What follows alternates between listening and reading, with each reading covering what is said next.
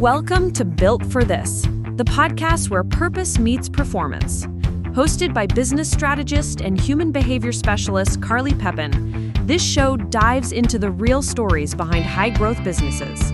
Let's bring life to your vision. Awesome, guys. So I'm really looking forward to today. So we have Charles Reed of GetPayroll. Charles is an accomplished senior executive and entrepreneur with more than 50 years of financial leadership experience in a broad range of industries, as well as a licensed certified public accountant. Charles is not the typical CEA. He leverages his education, experience, and hard-earned wisdom to connect with individuals at every level within an organization. He creates impactful change as an advisor and solutions architect to resolve business-related challenges brought on by disruptive market forces and inefficient organizational planning. With a wealth of expertise as a CEO, CFO, COO, teacher, and consultant working in domestic and international market, Charles is able to intuitively understand what a business needs to succeed and assist with laying out a strategic roadmap to accomplish that vision. So thank you so much for being on here today, Charles. I'm really looking forward to this. After that intro, I'm surprised my head fits on the screen. But thank you very much. It's fun to hear your introduction from time to time because you're like, oh, yeah, I did do all that. You're like, I forget sometimes. I didn't know I was that good. Yeah, we forget sometimes. All right. Well, yeah, so it's great to have you. And I wanted to just start out by diving into what inspired you to get into this business, this industry. Well, after military service and finding that the market didn't value that, I went to college. And probably in my senior year before I started my master's, I was walking down the hallway of the business building on the third floor. It was spring. Lights were coming in, a lot of sunlight. And all of a sudden it struck me, I understood depreciation. Not that I hadn't been able to work the problems, but I finally understood it. And that's when I decided to become an accountant. So I went and got finished up my PBA, my MBA, sat for and passed my CPA exam, and went to work for Texas Instruments as a financial analyst. Spent 15 years in the corporate world, realizing just how bad most corporate management was. And so a third of the century ago, I hung out my own shingle and started servicing small business clients and enjoyed the hell out of it, trying to help them succeed, show them where they were making money and losing money, help them with cash flow. Did a lot of consulting with small businesses like the one I grew up in and enjoyed the hell out of it. About 10 years ago, I sold off the accounting portion to my partner, 10, 12 years ago, and kept just the payroll piece and have been growing it ever since. I find payroll to be a fascinating business. We're in people's wallets, so it's important to them and important to us. And we've got a lot of good friends in industry around the country now. That's amazing. And I think this is perfect because we were talking about just before we started recording officially, we were talking about cash flow, and cash flow is king. So will you dive into that in more detail for our listeners? Because I know that when people think about cash flow, they often think about profit, bringing in more money, but let's really dive into what cash flow authentically is that would give them a stable, strong business. Okay. When you talk about net profit, that's an accounting number. It's the revenues less the expenses, and either you have a profit, which is a positive, or you have a loss, which is a negative. That doesn't have anything to do with the cash in the bank. And that's the critical thing. You may be profitable, but if you don't have cash to pay your bills, the fact that you show profit on the P&L does not mean you have cash in the bank. You have things, for instance, you have a building that you're paying on, you're paying interest and principal on that. And so the interest shows as an expense. The capital portion of that doesn't show as an expense on your P&L. It shows on your balance sheet but it affects your cash flow. So if you're paying out $5,000 a month in principal payments on a building, you've got $5,000 less cash, but it doesn't affect your profit. Mhm. So you have to understand that the cash flow, the dollars in versus the dollars out, is actually more important to your continued existence than the profit. Now, obviously, you need to be profitable long term. We're not arguing that. But you can be profitable and still go bankrupt because you don't have any cash. Yep. So you have to know what your cash flow is, which is literally dollars coming in versus dollars going out, not accounting fictions, not depreciation, not capital investments. It's US green dollars in and out. And Yeah. that's cash flow, and you need to be constantly aware of it. I worked for a budding conglomerate at one point in time, and we'd have quarterly meetings, and I took down T-shirts for everybody that said "cash flow is king," and we all put them on because Yeah. that was the thing with the owner, and he was right. Because if you don't have the cash to pay your bills, it doesn't matter whether you're profitable or not. Yeah. No, I think that's really important. And even outside of that, too, because a lot of listeners are wanting to grow, scale their business to ever greater degrees, right? And why is that so important to have cash flow when we're growing? If you can't pay your bills, you're going to go bankrupt. Yep. You can go out of business. People are going to foreclose on things if you can't Mm, pay your bills. If you can't pay your employees, it doesn't matter how much profit you show on the P&L. If you can't issue checks for employees, they're not going to stick around. yeah. So you're in in the short term and the medium term, cash flow has to be your main concern. Yeah. Profitability is important, and long term, it's critical. But next Friday's payday, and if you can't cover the checks, profitability doesn't matter a bit. Yeah. And I think even in saying this too is like sometimes when people think about having these great profits, right? There are huge companies out there that are multi-billion-dollar companies that function on low profits, but they have great cash flow. So they're very healthy companies. But simultaneously, like there's companies that have great profits, but they don't have enough cash flow because they're not managing everything else wisely. And so it's like you're saying, like profit is important, but simultaneously it may not even be important for your business just based on what your model is. But if you're not focused on the cash flow dynamic, like it could just fail, like it could just die. Oh, Mm. absolutely, and it depends on your business, of course. Some businesses are much more subject to those fluctuations than others, and it'll depend on the individual's business. But they need to be aware of it and critically focus on cash flow as well as profitability. Uh, Yeah. and the P&L tells you a lot of things.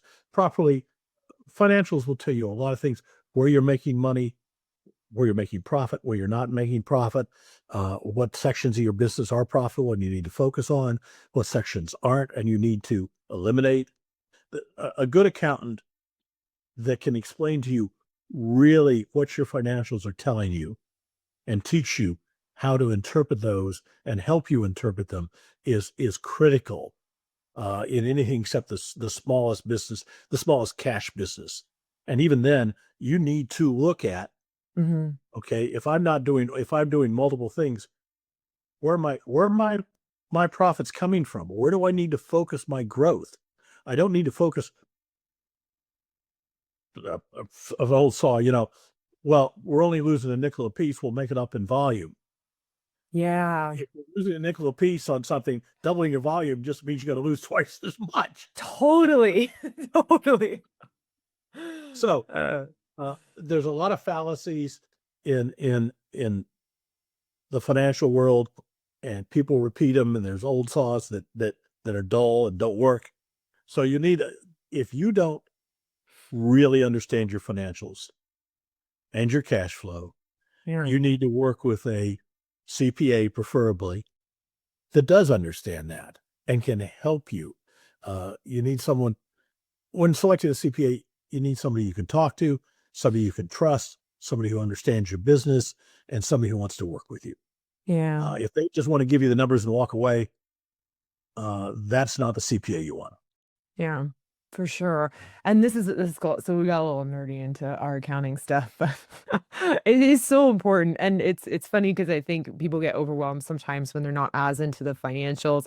But it's as simple as what you're saying. It's just learn how to understand that basic profit and loss, the basic balance sheet, and you could get a significant quantity of information by just understanding those dynamics where you don't have to be the expert, but you could kind of have like a high level overview in a sense and empower yourself and your company financially. For years, I did monthly financials for a number of small businesses. And we originally started doing them on site in a mobile van. And when I was done, I'd come in, I collect all the paperwork, go out and do the financials, and come in and sit down with the owner and go through them and Yeah. explain them. And your CPA needs to explain to you what's going on. Yeah. I don't expect my clients to have the level of financial knowledge that I have. However, they have a great deal more knowledge about their business than I will ever have because they live it, 24 hours a day, 7 days a week as I live mine. So my job is to give them from the financial aspect as much information as I can to help them manage their business effectively. Yeah. The more information I can give them, the more insights I can give them into what the financial information is telling me and hopefully them, then they can manage their business better. So it's a critical flow of information. If you don't really intuitively understand financial statements, a CPA just handing them to you and walking away does you little or no good. Yeah, no, it's really helpful. And something else I want to touch base on too that you mentioned that I think is so important is the misinterpretation of increasing cash flow. When you were saying, like, if you double the volume, you're also doubling the cost as well. But simultaneously, when you double the volume, you'll double the cost. You have to have more sales individuals, potentially more customer service. Like, there's all this stuff on the back end. Do you need more warehouse, more storage, and there's so much that goes with it that doubling your sales may not actually be the best thing. Like sometimes the best thing is literally just to increase the price by like 1%. You increase the price by 1%, you don't sell more, maybe 2%, 3%. Nothing too crazy that your customers leave you, obviously, but like it might be that small increase that is wiser for you to be able to get the cash flow pumping as opposed to restructuring your entire business because all these things have impacts. When we work with clients, we talk about cash flow. We're not CPAs, we don't do any of that stuff, but we do talk about the cash flow to kind of pull those little levers. And it's like, well, maybe you lower the cost by 1%, maybe there's something else that you do, but it's making sure that once you pull one lever, you got to see kind of the snowball effect and what else is going to be impacted. Or you might wind up costing yourself more cash flow and it might cost more. It might actually take your cash flow down. Sears and Roebuck Mm-hmm. was famous for this. They would find a small supplier and they would give him orders and give him big orders and suggest that he expand their factories and their workforce and grow their business to satisfy Sears's needs. And then at some point, Sears would come in and say, we want to buy you for a fraction of what you're worth. And the guy would say, no. And Sears said, well, fine, no more contracts. And he has this plant and these employees and this huge inventory and all these facilities to service this huge client who now cuts them off. Mm-hmm. And then they buy them up for pennies on the dollar in bankruptcy. Mm-hmm. They were known for that. And a lot of companies wouldn't deal with Sears for exactly that reason, because Mm-hmm. they would ruin them. So you've got to be careful on all these things. The cash flow from Sears was wonderful, but it was ephemeral. They Yeah. took it away. It was smoke and mirrors, and they did it deliberately. So, yeah, you've got to. One of the things the bank's going to ask you when you're talking about a loan is, do you have any client that is more than 3% of your business? Yep. And the reason they do that is because if that client goes away, that's a major impact on your business. Boom, right then. Yeah. So you need to be aware of that. If you have major clients that are a large portion of your business, you're extraordinarily vulnerable to cash flow problems and profit problems if they go away for whatever reason. Yeah. If you were dealing with Enron and they self-destruct it. You're SOL. Uh, actually, so this is spot on because there's a individual that I know, and 80% of his business comes from one client, and he pulls in over 50 million a year. But here's the problem. Anytime he tries to get a loan to do something new, he has to actually leverage everything he has personally is leveraged because he can't get it through the company because they look at it and they're like, well, 80%, if this client goes, like you're screwed, you know? And so it's exactly that. So his whole life is leveraged, and that's one of his biggest goals is to get and shift out of this so that he doesn't have to leverage all of his personal assets. If his company fails, he goes down with it. Yeah, and that's a problem for entrepreneurs. Uh, even today, if I get a loan from the bank for the company, they want a personal guarantee. Yeah. Okay. We've been in business for over 30 years, but because we are a small business, I have to put my personal assets on the line. So I don't borrow from banks. Yeah, cash flow. Again, we're circling right back to cash flow. You got the cash flow. You can fund yourself. We fund ourselves now. We don't need, there was a point, to do things, Yep. to grow. But we paid off our building. So to hell with them. Yeah. No, that's Ba- amazing. Banks don't loan you money if you need it. They Yeah. only loan you money if you don't need it. At lovely interest rates. uh, Highway robbery is less expensive. yes, these are our lessons learned. Definitely focus on your cash flow. Yeah, no, thank you for that. I think that was a really beautiful thing for everyone to understand in detail. And okay, so I'm curious as well, because you did come from a military background, right? And how did that dynamic translate into your business? Very well and very poorly. Okay. Uh, I'm a Marine. I'm a Marine combat veteran. One of the mottos in the Marine Corps is mission, men, self. You accomplish the mission regardless of whatever it takes. Then you take care of your men. Then you take care of yourself. That translates into business very, very effectively because our job in GetPayroll is to provide a perfect payroll every time to our clients. And we bend over backwards to do that. Whatever it takes to get that done, we do. Our clients are very loyal. One of my old term clients, she's retired now, and we do business with the people she sold her businesses to. She said to me, Charles, yeah, I get people call me once a week easily wanting to do my payroll. I went, oh. And she says, yeah. And I tell them no. And they say, well, we could do it cheaper. And she says, no, Charles does my payroll. I'm perfectly happy. Says, well, we can do it cheaper than Charles. She says, I don't care if you can do it for free. I'm not leaving Charles. That's what we do to create loyal clients is we bend over backwards for them. So completing that mission is a critical, taking care of our employees and our clients is critical. Our turnover is almost nil in employees because we take care of them. We pay well, but not excessively, but we take care of them. We have a very good chemistry in the firm. When we hire somebody, everybody gets a chance to interview them and anybody can say no. If they don't fit, more than half of making a person successful in your business is the chemistry of the fit. Okay, pure and simple. So all those things work well in business. Now, of course, military is a very hierarchical environment where everybody is either subordinate or superior to everybody else.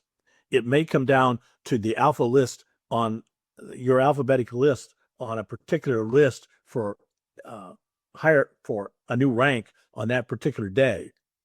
And if you're A, then you're superior to the guy that's in B. It's that simple. Mm-hmm. That doesn't work well in business. You don't get to tell people just jump. Yeah. My wife was very much a people person. And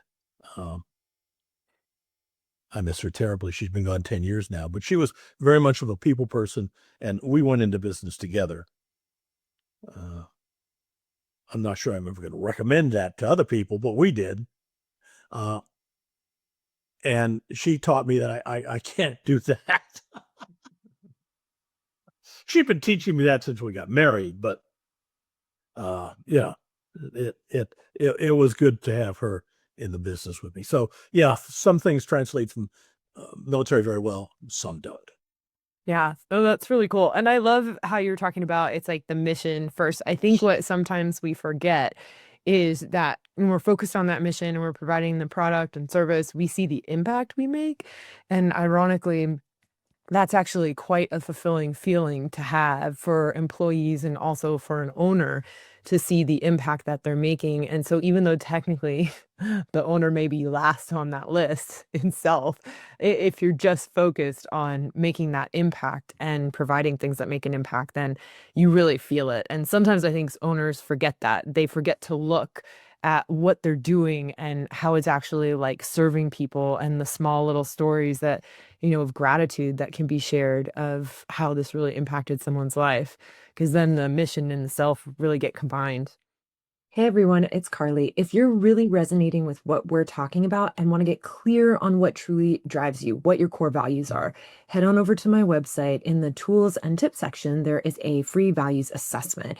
And this is a quick exercise that's going to help you to uncover what actually matters most with you so you can lead and live with more clarity, fulfillment, and momentum.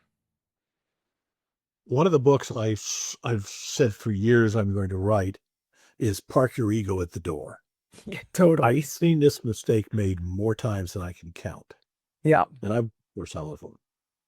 The boss thinks they're wonderful and the success of the business is due to them. Yeah. And they let their ego get in the way. I worked for a company, it was a footwear importer. And I'd helped install a bonus program for the salespeople that over the course of a couple of years quadrupled sales. And it was a step program that every step they got into sales, they got a higher commission and it was retroactive. So they're always seeking the next step. But no matter how high they got, we were still making gross profit from that. Yeah. So it was good. It provided cash flow. Well, the boss was a screamer and a very poor person, people person. And I left after 4 years. And he looked at the numbers and decided that salespeople were making too much money. So about 60 days after I left, he killed the bonus program.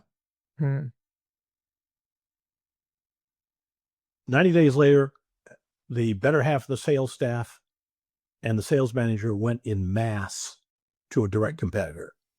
Yeah. Taking all their clients. 90 days later, he's bankrupt. He let his ego get in the way and destroyed a company that he'd inherited from his father, which was part of the problem. Yeah. Because it was a family business and he didn't build it. He just inherited it and didn't understand how important his people were to him. And he destroyed the business because he let his ego get in the way. Yeah. And that's not the only time I've seen it. So yeah, being the boss is nice and has some perks. It also has a great deal of responsibility, and you're not first, you're last. If somebody's not going to get paid because cash flow short, it's you, not your employees. If somebody has to suffer on that, it's you that takes the hit. And that's the way it should be. Because when it goes well, you take the profits. When it goes poorly, you should suffer the loss. It's the reward of being an entrepreneur. It's not for everybody. Some people shouldn't be entrepreneurs, and people with large egos probably shouldn't be. But yeah, there's a lot of satisfaction in being a CEO. But my main job as a CEO is to make my people's lives as easy and as efficient as possible, because then they will accomplish more work and bring in more profits and more cash flow than otherwise. So that's my job. That's what makes me money in the end, is making them efficient and keeping them happy. Yeah. No, it's amazing. It's very true too. It's no matter who I talk to, no matter what industry, it's consistent along the lines. Like people come into every conversation, and if their people aren't functioning well, the company doesn't function well. And there's so much success attributed to the individuals that are helping them lead and grow the company like alongside them. But they don't do that unless they're really fulfilled and they enjoy being there. Yeah. So it's like, how do you make work a lifestyle almost? And in saying that, how do you make work a lifestyle for them so that they actually like enjoy it to such a degree that they want to help you build it? Well, first of all, you get rid of politics. Ruthlessly uh, step on that stuff. Don't play favorites. Mhm. Make sure everybody feels they're treated fairly. Listen. Uh, I used to tell every new employee that I personally tend to get focused. I tend to have blinders on. So I'm focused on a goal. And if you think, and I tell them this, if you think I'm not listening or paying attention to what you're saying, literally wave a hand in front of my face. That's a Literally, yeah.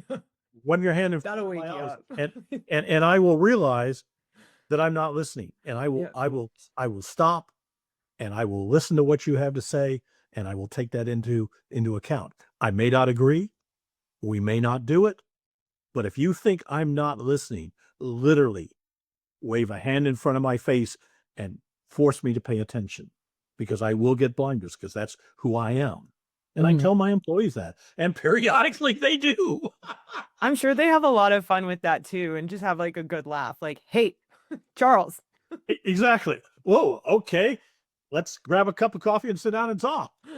Uh, And some wonderful things have come out of that. And not everything they've suggested have we implemented. Some we have, because, you know, I hire good people. I don't hire jerks. And these people know I'm in the payroll business. They don't let me do payrolls anymore. The software has changed and advanced. Now I do some very complex tax work and court work and IRS work and other things that they're not capable of at the moment. But they don't let me do payrolls because I'll mess them up. it's awesome. Things have changed. I'd have to dig out the manual and start over as a new employee to be able to do them effectively. Yeah, that's awesome. Very smart though too, because it is that dynamic of understanding where our strengths are, right? And that's not a strength anymore because it's just there's too much that's changed. So your strengths lie elsewhere. Exactly. My Mhm. strengths lie elsewhere. Theirs lie there, and they do a wonderful job at it.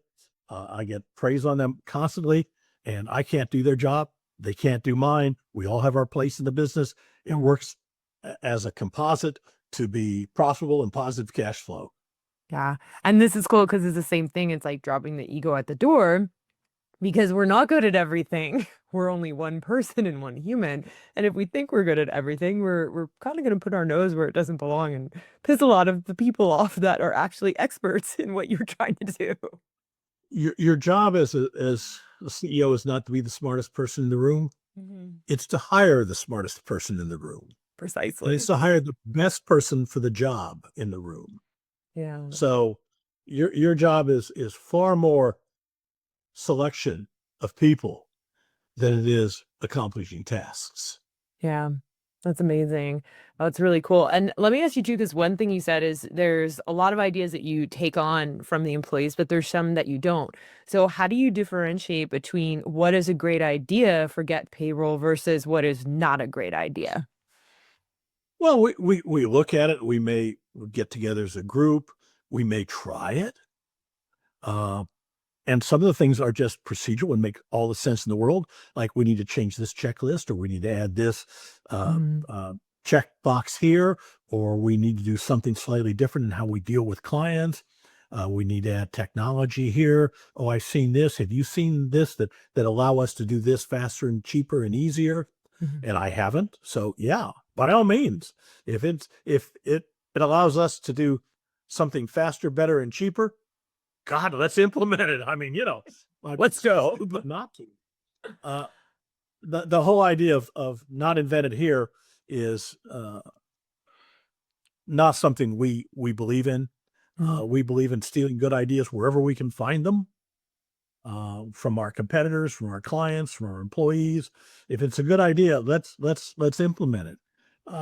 If it's something I've tried in the past and failed, I will sit down with the employee and say, I understand. I used to think that was a great idea too. And here's what happened. We did this, this, and this, and this is what happened.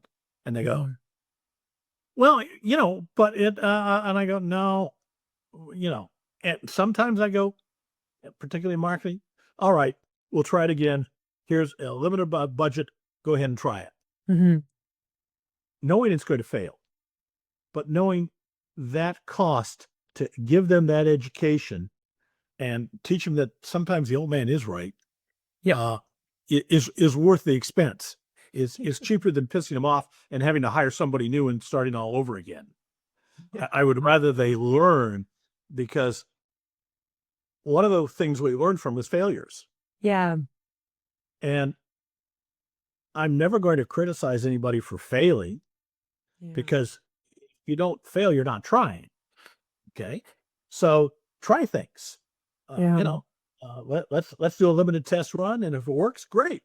If it doesn't, well, chalk it up as a bad idea and move on to the next one. Yeah. I really love that, because it's like even giving your employees an opportunity to fail in the business. I really do think it's so important for building culture. I have a client who definitely won't share his company, because then everyone will know he's letting him fail all the time. But he gets on the call with me and he's like, yeah, this is going to happen. This is going to blow up. And he's like, I see it. And I try to explain it, but it's really important that they go through this and learn this lesson. And they'll be like, because it's going to help them to understand the systems, understand the processes, understand why we're in place. And he'll be like, it's not that hard to put out this fire, so it's not a big deal. But yeah, it helps them so much. Well, if you don't let them try, then they're going to get frustrated and want to try someplace else. Yeah. And the cost of losing that institutional knowledge and having to find somebody, take the risk on hiring somebody new, getting them all trained up. If I can give them a little $1,000 or $2,000 to blow up and fail, Jesus, cheap. Because they'll go, the old man knows some things, but he let me try. And, I thought it was a good idea. And, he said, go ahead and try it. And it just And it didn't work. didn't work. So, but, maybe the next one will, and he'll let me try it. And we do. And some of them are wonderful. We've had some marketing things that have done wonders and brought us in a great deal of business. So, it's like playing cards. You'll put that bet in and you'll see what goes, and maybe you'll hit the flop and maybe you won't. And if you do, you run with it. If you don't, you take your loss and move on to the next hand. Yeah. It's okay. That's awesome. And another thing that you mentioned too is like when you're hiring someone, there's the particular part of the culture that you're hiring for as well. So what kind of things do you look out for when you're bringing someone on board to make sure they're a fit with your company? A lot of that is just chemistry. There's some things that are intuitive. If I don't like them, I don't hire them. Yeah, that's a good idea. We don't hire jerks. I don't look for people who are wonderful at this job. I can train them. If they're of adequate intelligence, we can train them on a job. Yeah. We can't train them to fit. We can't change their attitudes. So if they're a know-it-all, if they're a holier than thou, if they think there's God's gift to whatever, not interested, because they're not going to fit in. Yeah. So it's a matter of conversation. Yeah, I want to make sure they have the right education and background and level of intelligence to do the job. That's important. But I can train people of requisite intelligence to do the job. Yeah. That's not the big deal. The big deal is, are they going to fit? Are they going to get along? Are they going to cause discord? If they are, I don't want them I don't care how good they are. Yeah. I don't want them. And I found out the hard way sometimes. Early on, I had one lady I hired, and she was a payroll expert. And she'd come from a competitor. And I said, well, we need to do this way. And she says, no, we do it this way at the competitors. Mhm. And refused to do it the way I wanted it done. Mhm. About the third time she did that, I let her go because it just wasn't going to fit. We're not our competitor. We don't Yeah. think like our competitor. We do business differently than our competitor. The fact Mhm. that they're in the same industry is neither here nor there. We have a different philosophy about how we treat clients. We have a different philosophy about how we do Mhm. business. And if you can't understand that, then you're not going to fit. Mhm. And so I was far more cautious after that instance. That happened early on, Mhm. about people who were experts in the business that I would hire. I Mhm. wanted to make sure that uh, they were a good fit. And frankly, Ruth was a wonderful help at that. Uh, while she was alive, I only made one hire against her recommendation, and I regretted it, both personally and professionally. Ruth, that was Ruth's expertise. It was. She was far better at it than I was. Yeah. Since she's been gone, uh, I leave it to other people to make final decisions. I really do, because I'm not.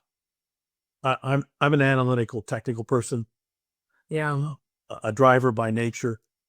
I'm not an amiable. I'm not. I refer to myself as a misanthropic curmudgeon. Yep. Uh, so I let other people make those final decisions because I'm not good at it. And that's one of those hats that I put on to somebody else. Where you, as an entrepreneur, you wear all the hats, and you can see what that's done to me. Yeah. So I get rid of them as quickly as possible. Ah, no, that's awesome. It's reminding me of when I worked at this company. This is a couple decades ago, but it was really interesting because it was a smaller business and they were bringing in about 4 million a year, which was great for them. And they were able to run on a really lean team. So there was only like 5 of us.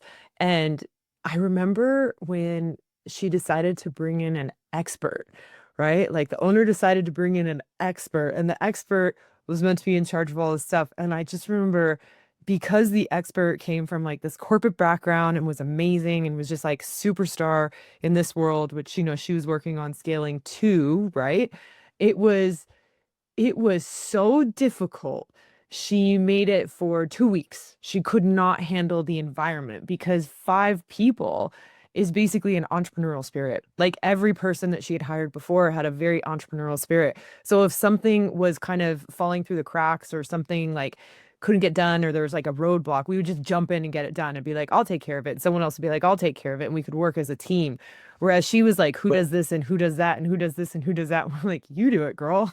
Like we all got our own jobs. Like, and it was really interesting because she hired the expert and it just failed miserably. And it costs a fortune to hire the wrong person. It costs her a significant quantity of money because that expert also required like more equipment and more gear and all this stuff that afterwards we're like, we didn't even need this, you know? and in many cases, the real expert is already on staff. Yeah, we switched it over to one of the individuals who was already on staff. So ironically, nobody even got hired after that. And it just sort of got split up between a couple people and it worked So, out really well. And she's kept the team lean ever since, even as she's grown, it still stayed 5 people. Yeah, it is amazing. So you're spot on. The person was in the room. Yeah. So that's a really cool thing too, is just paying attention, right? Like let's pay attention to the people we already have on board because it might be better to hire up than actually like hire someone from outside. and the people that are on board, that have stayed on board, they care. Yeah, there's a loyalty level. If they're not loyal, they leave. Yep. If they've been there more than a couple of years, they're invested in the company.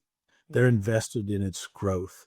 As I retire, I'm selling the business to the employees. Well, Mm. actually, I'm going to give it to them, uh, because without them, I wouldn't be where I'm at.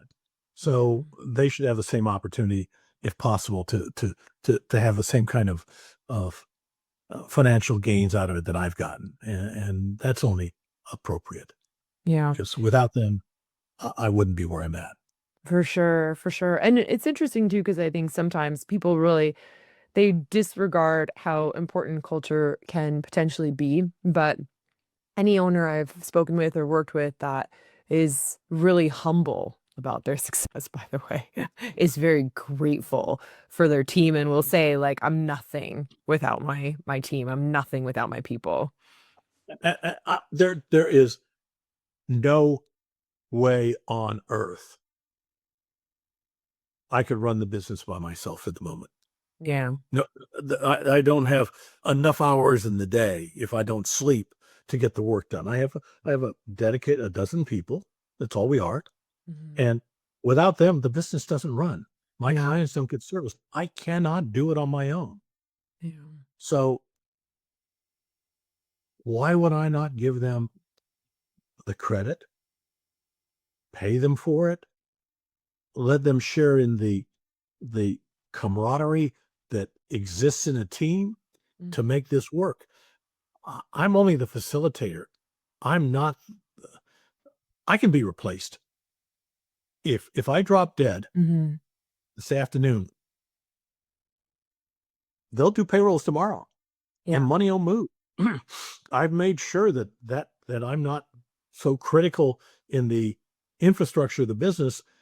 And we've had a client, we had a one client, the owner died, and we wanted to do payroll, Mhm. and the bank said, no, he's the only signer on the account. He's dead. No money's moving until this Mhm. thing is settled legally. Yeah. And that was a wake up for me, is because I was in that situation, and we move billions of dollars of money for our clients every year. Mhm. And at that point in time, without my signature, not a dollar was moving. Yeah.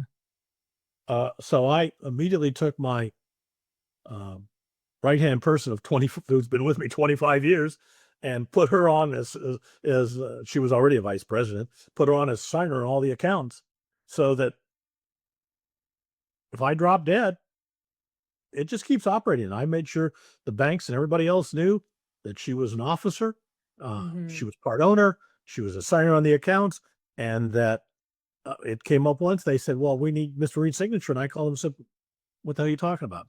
Yeah. "Well, we need your signature." I said, "She's a signer on the account, an officer of the corporation." "Oh, well, in that case, we can use her signature." I said, "Thank you very much." And now it's defined with that bank that there's not a problem with her doing what she's authorized and capable and legally authorized to do. So Yeah. it's one of those pitfalls that we've now paved over so it doesn't exist. And everybody as an entrepreneur needs to be aware of those and understand those things. If they're disabled tomorrow, is the business going to continue to exist? I mean, if I Mhm. die, I don't care. I'm dead. Yeah. So, You're like, I technically, don't care at that I'm point. not even gonna think about it. I'm not going to worry about it. But for my employees in the business, they need to be able to continue to operate. The fact that I'm not here shouldn't shouldn't destroy the business. Yeah. My ego's not that big. Hey everyone, it's Carly. So, if this conversation is really hitting home and you want to get a real snapshot of what's working and what's not in your business, head on over to my website in the tools and tips section and you can have the business performance health check. In just about 15 minutes, you're going to see where the friction is and where your next growth opportunity lies within your company. Well, I think this is so important too, because like I'll talk to individuals and they'll be like, well, I don't really care because I don't care. Like, I'm not going to have the business go that far. I'm going to sell it. And people forget that if you want to sell a business, it better not also be reliant on you because you're not for sale. Your business is for sale. So unless you're going with your business and you're being sold with your business and like you're that entity, like you're worthless. And it's really interesting because when a company looks at you too, it's not just if you want the business to last beyond you, but if you want to sell that business, when a company looks at you, they're also going to look at your replaceability factor. And if you're not replaceable, guess what's going to happen? Like they're like, well, it's dependent on this individual. And then after we take over, like maybe we're not going to actually be able to get what we want out of these people and what we want out of the company, because it's so dependent on this one person.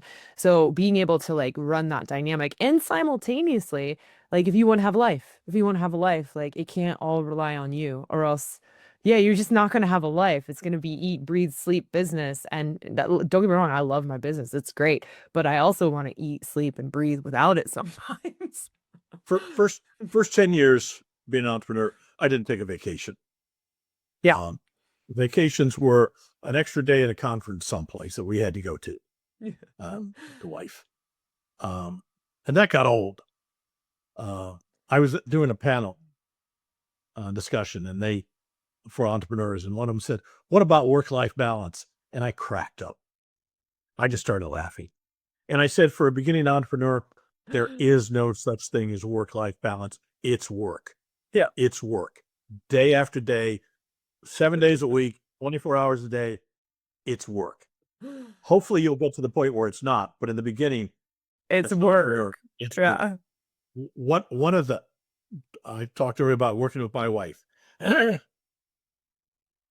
And that's a dynamic because, I'm a believer in happy wife, happy life. But my wife was not an accountant. My wife was in the restaurant business. So when she went into business with me, she did a lot of the clerical work in the office and a lot of the contact with the clients. But I did the professional things and made the professional decisions because that was my expertise. Well, I'm used to giving in at home, and she's used to that. Well, at work, I wouldn't. I'd say, no, it has to be this way. And she'd go, well, I don't like that. And I go, I don't care. It has to be this way. You're like, in this environment, I really don't care, but at home I care. Yeah, exactly. And so that was something that was a problem we had to work through. Another one was she would have one last thing. We'd get home, we'd have dinner, we'd get ready for bed, we'd get into bed. She'd have one last thing she wanted to get off her chest. So she'd say something to me about a problem in the office. Off her mind, she would roll and go to sleep, and I'd sit there and I'd worry about it till 2 a.m. before I'd get to sleep. So we finally came to an agreement that after dinner, no more business. Yeah. That made for some very late dinners sometimes, but it allowed me to get a night's sleep. Yeah. Oh, it's hysterical. Well, I work with my husband as well, so I actually know exactly what you're talking about. And we do have a rule as well. It's like once it's wind down time, no more business. And even last night, it's funny, I remembered something that I wanted to say and I was getting ready for bed and I was about to say it and I was like, this is a conversation. This is going to wake you guys up. You're both tired. Drop it until tomorrow. But if you don't do that, it's really challenging because I'm like you. I'll be the person that's up till 2 a.m. thinking about it and eventually just get out of bed and get on my computer and be like, let's just take care of this now. Yeah, it's yeah. So it's the life of an entrepreneur is fascinating, interesting, Yeah. exciting, and not for everybody. For some people, go work for the government, put in your 40 hours a week, retire after 30 years, enjoy life. And that's fine. But entrepreneurism is a wonderful existence as far as I'm concerned. It is. And I think what's really cool too is like, and no matter, sometimes it's crazy, like even bigger companies, they really struggle with work-life balance. And it's like, well, what's happening? You're not delegating. You don't have systems and standard operating procedures in place to such a degree that you could just step out, because like, that's the crazy thing. And even as entrepreneurs, it's like when we're starting up, yes, we are everything. But again, if you're scaling it, you got that cash flow, get that cash flow. Because again, that's your first hire. That's being able to afford that first person that you could pass off tasks to, right? And putting in the systems, putting in the processes so you can walk away. Because you're right. I remember the first time I took a trip where it was no calls, no work at all. And it was only the trip and it was only a vacation and it had been about a decade since I had done something like that. And it was like, I can do it now. right? But to be able to do that, you're scaling it like a real company, and even individuals who are even smaller, mid cap. I had a mid cap size company. The guy was still stuck in the weeds, because he just wasn't willing to delegate. And it's like, you have staff for this. It's to get you out of this. And then finally he was able to like walk away, and now he doesn't even live next to his business anymore. He only goes there part time, and he lives in another country because he's able to. And he lives where he wants. He does what he wants during the day, and he put in the processes and the people to make sure that it's not his job anymore. So people get stuck in the weeds quite frequently. So yeah, the idea of how do I replace myself so I can step out gives you the opportunity to live a life beyond your business. Again, we all love our business, and I'm obsessed with mine, but there's still life beyond it. And when you forget about that, you kind of forget, like, there's amazing things that you did all this for. Exactly. Yeah. You're absolutely right. There's, entrepreneurship can be an obsession, and it can be a consuming obsession, and it shouldn't be. Yeah. It is like any other thing, a means to an ends, and it should be. There's a lot more to life than business. And you're right. The operating procedures and the personnel and the delegation make that available to you as an entrepreneur. It won't happen day one, but at some point it should be your goal to be able to do that. And you're a gentleman who's moved out of country and still runs the business. I think it's fabulous. Yeah, me too. So I've stepped back from mine a great deal as I've gotten to an age, and it still works wonderful. And our standard operating procedure, which we implemented a number of years ago, but it gets updated literally every week as things change, as things happen, as procedures and policies and taxes and politics and everything change. It's updated. So we can hire we literally could hire a new payroll specialist, give them the standard operating procedure, and they can do a payroll Yes. without any other intervention. It might take them 2 days to go through it, but Mhm. the next one will take 4 hours, and the next one will take an hour, and soon they'll be up to full speed. But it's that detailed, and uh, every time something new comes up, we adapt the procedure to handle it. And Yeah. that started with a checklist and worked into an operating procedure and became a good sized manual that makes it very effective. And every payroll gets done as if a CPA did it. Yeah. And that's part of our motto. I started out and I was doing them. Now they're done just as if I did them. Yeah, and that's cool too, because it's these procedures. It's not just for you and all the wonderful things that it comes for you, but it's also for your clients to have that standard of excellence and quality, right? Because if it's all written down and detailed, then they're not going to veer from it. There's a low probability. Again, that goes with the right hires, but yeah, definitely Well, you want them to stay at that excellence. we were having a in the very beginning we were having an accuracy problem. That's when I installed checklists, because that was the way to do it. And I explained to everybody that if something went wrong, we'll work through it. But if you check a box and you didn't do it, you're fired. Yep. It's pure and simple. If you check that box and didn't do it, you lied to me, you're fired.